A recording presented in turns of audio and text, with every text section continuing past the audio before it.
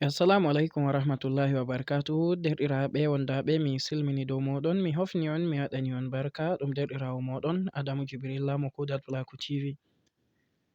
Derɗiraaɓe, mi waddani on vidiyowol hannde deydey ko laarani haala Binance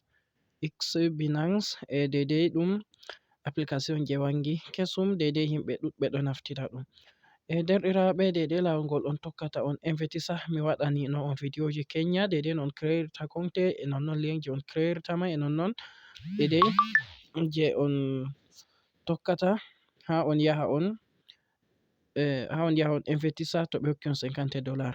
Deydey kenya en waɗino kenya min mai fu min mo wolwanta on min fu kenya mi waɗi nonnon ɓe fuɗɗi hokkutugo yam ceede am seɗɗa seɗɗa je mi emvitisi, nde weti fu ɓe ɗo hokkita $1.2. mi tammi on faami derɗiraaɓe, en wara en nasta haa mi wara mi nasta nder konte am on laara deydey je ɓe fuɗɗi hokkutugo yam mai haa toi ɗum ɗo jooɗa. To mi nasti nder konte am banni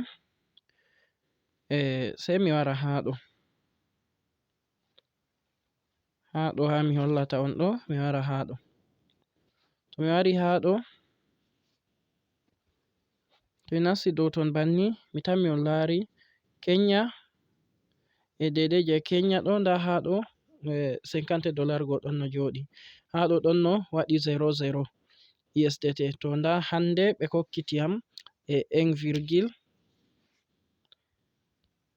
hande ɓe hokkiti yam $1.2. mi tammi on laari ɗum haa ɗo, nda ɗum haa ɗo $1.2. to ɗum waɗi $10 a foti a retira ɗum, laawol haa a retirata bo haa ɗo tammi on laari a wara a waɗa $10 maɗa haa ɗo a retira tan sei hoyugo. Mi tammi on faami derɗiraaɓe, e habde on pat on yaha on creya konteji moɗon deydey bana mi wi on bana on maɓɓitirta ɗo banni man. Tammi on laari don en waɗa lissafi to a maɓɓiti konteji ɗiɗi haa lewru ɗo a heɓan boro 45 ko 48 konteji maɗa to ɗiɗi. Exemple on banni mi waɗani on ɗo, ngam nde weti fu banni seɗɗa, nde weti fu seɗɗa haa ɗum sika. On yettama derɗiraaɓe, on yallanama khairu e habde creye link man bo ɗon haa jotta disponible, nda link mai haa nder ɗum ɗo wato link mai, nda link man haa ɗo, nda link man haa ɗo haa nder chain meɗen, nda link man a wara tan a clika dow ton. Je ɗo je les ɗo bo ɗum je video no a creirta man ɗo, video mai kango ɗon woni haa les ɗo fu, tammi on faami. Haa ɗo on mema dow ton on yaha tan on creya konte moɗon.